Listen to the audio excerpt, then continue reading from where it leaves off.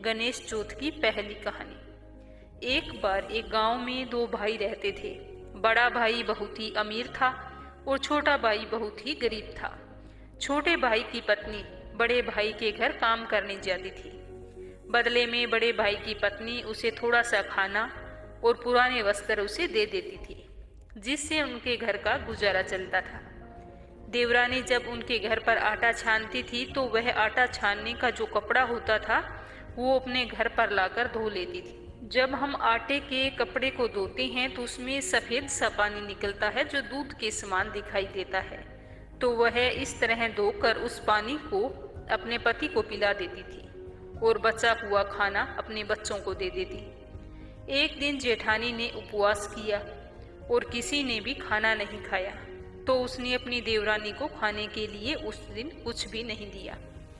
वह आटे का कपड़ा भी नहीं ला पाई, क्योंकि पहले दिन जेठानी ने देख लिया था कि उसकी देवरानी वह आटे का कपड़ा घर ले जाती है। तो उसने अपनी देवरानी से कहा कि वो आटे का कपड़ा मेरे घर पर ही धोकर जाए। इसीलिए वो उस दिन आटे का वो कपड़ा भी नहीं लेकर आई। उसके पति को जो पानी पिलाती थी वो भी नहीं पिला पाई। तो पति ने कहा कि वो मुझे आटे वाला पानी तो पिला दो। तो उसने कहा कि आज नहीं पिला पाऊंगी, क्योंकि जेठानी ने वही रख लिया है। तो पति को बहुत ही गुस्सा आया कि तुम पूरा दिन उसके घर पर काम करती हो और बदले में सिर्फ आटे का कपड़ा और बचा हुआ खाना लेकर आती हो, और आज वो भी नहीं दिया है तो तुम वहां पर जाती क्यों हो। तो उसने अपनी पत्नी को बहुत ही ज्यादा मारा, जिसकी वजह से वह बहुत ही परेशान हो गई और रोती रोती गणेश जी को याद करते करते उसे नींद आ गई। उस दिन संकट चतुर्थी का व्रत था। तो सपने में गणेश जी आए और बोले कि सो रही हो या जाग रही हो। तो देवरानी ने कहा, ना ही सोई हूँ भगवान और ना ही जाग रही हूँ। तो गणेश जी बोले कि मुझे तो सोच लगी है, बताओ मैं कहाँ पर करूँ। तो देवरानी ने कहा कि पूरा घर खाली पड़ा है, मेरे पास तो कुछ भी नहीं है, तुम कहीं भी कर लो। तो सोच करने के बाद गणेश जी बोले कि अब कहाँ पर पहुँचूं। तो देवरानी को गुस्सा आया। वह गुस्से में बोली कि मेरे सर पर पहुँच लो, और कहाँ पर पहुँचोगे। तो गणेश जी तो अंतर्ध्यान हो गई और उसकी आंख खुल गई। उसने देखा कि जहाँ गणेश जी सोच करने के लिए गए थे वहां पर तो हीरे जवाहरात के ढेर लगे हुए हैं, और उसने अपने सिर में हाथ लगाया तो वहां पर जगमग जगमग गहने चमक रहे थे। यह देख वह बहुत ही खुश हुई और जल्दी से खड़ी होकर स्नान करके गणेश भगवान की पूजा करने लगी और अपनी जेठानी के यहाँ पर काम पर भी नहीं गई। तो जेठानी के ने अपने बच्चों से कहा कि जाओ, आज तुम्हारी चाची काम पर कैसे नहीं आई, जाओ उसे बुला कर लाओ, देखो घर का सारा काम पड़ा है। तो जैसे ही बच्चे उसे बुलाने के लिए जाते हैं तो वो देखते हैं कि चाची का घर तो हीरे जवाहरात से भरा पड़ा था। बहुत सारी नई नई चीजें, बर्तन, वस्त्र, पकवान आदि बने हुए थे। तो उन्होंने वापस जाकर अपनी माँ से कहा कि माँ, चाची तो आज बहुत ही धनवान हो गई है, वो हमारे यहाँ काम करने नहीं आएगी। तो जेठानी यह सुनकर आश्चर्यचकित रह गई। उसने सोचा कि बच्चे ऐसे ही कह रहे होंगे, खुद जाकर देख कर आती हूँ। यह सोचकर खुद उसके घर गई तो देखती है तो वाकई में देवरानी का घर तो धन से भरा पड़ा था। सभी जगह हीरे मोती जवाहरात दिखाई दे रहे थे। जब उसने पूछा कि यह क्या हुआ, तो देवरानी ने रात वाली सारी बात अपनी जेठानी को बता दी। तो जेठानी तो धन की भूखी सारी कहानी अपने पति को बताने लगी और कहा कि आप भी अब मेरी पिटाई करो। तो पति ने कहा कि ऐसे मत करो, मैंने कभी भी आज तक तुम पर हाथ नहीं उठाया। लेकिन वो नहीं मानी।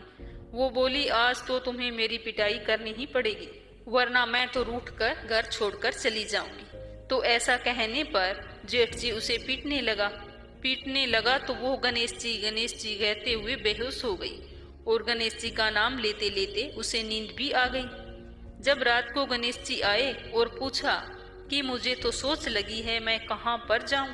तो जेठानी ने कहा कि देवरानी का घर तो छोटा सा था, मेरा घर तो बहुत ही बड़ा है, जहाँ आपका मन हो वहीं कर लो। तो गणेश जी ने कर लिया। उसके बाद पूछा कि अब आप बताओ कि मैं पहुंचूं कहाँ पर। तो जेठानी बोली कि मेरे सर पर पहुंच लो। सुनकर गणेश जी तो अंतर्ध्यान हो गई। सुबह जब जेठानी की आंख खुली तो बहुत ही बदबू आ रही थी। उसने घर में नजर फैलाई तो देखा पूरा घर गंदगी से भरा पड़ा है। उसने कहा, गणेश जी महाराज, यह क्या किया?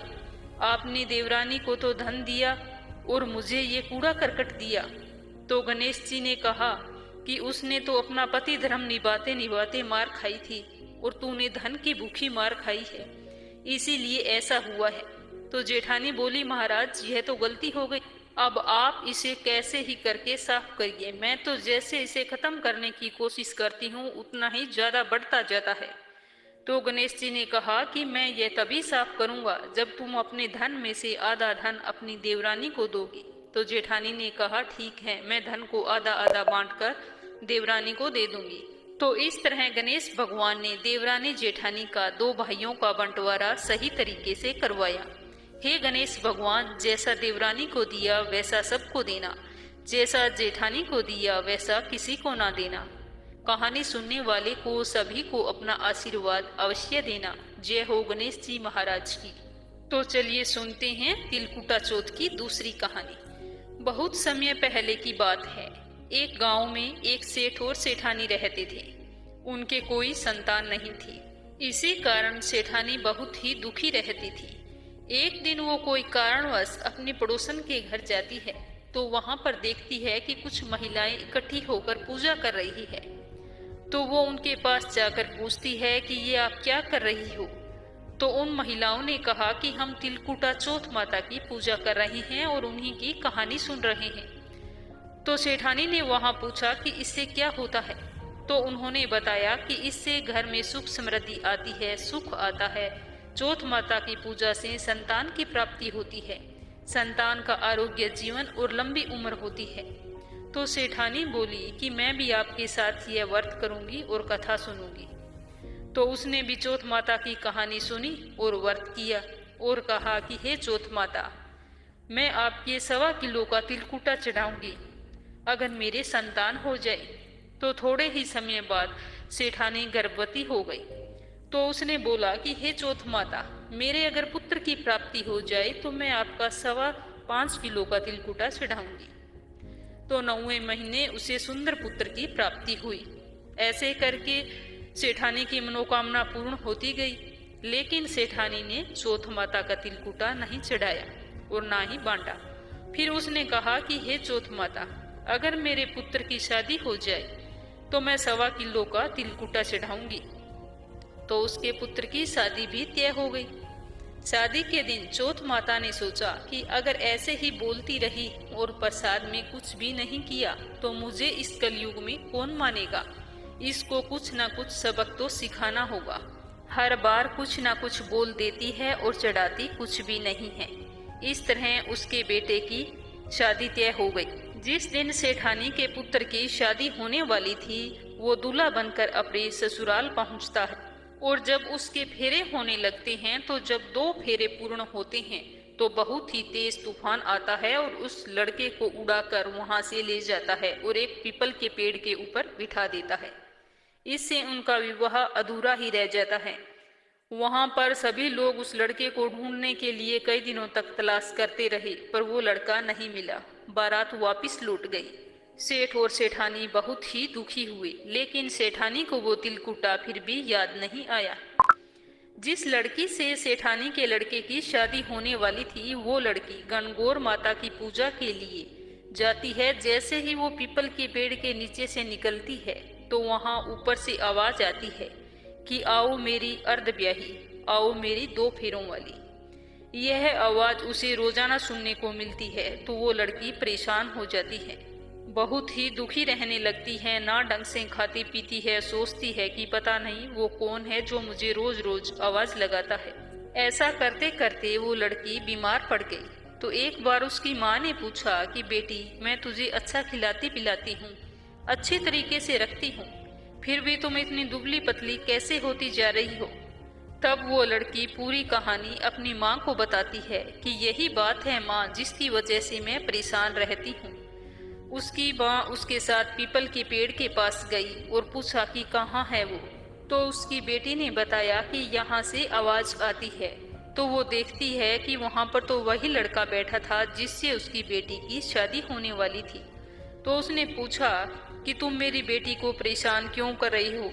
तुम तो अर्धब्याही करके यहाँ पर आ बैठे हो। हमारे साथ आपने ऐसा क्यों किया, हमें बताओ। तो वह लड़का बोला कि मेरी माँ मेरे जन्म से पहले की तिलकुटा बोलती आ रही है, लेकिन उसने कभी भी तिलकुटा प्रसाद के रूप में ना ही चढ़ाया और ना ही किसी को बांटा। इसीलिए चौथ माता उनसे नाराज हो गई है और मुझे शादी के मंडप से उठाकर यहाँ पर बिठा दिया है।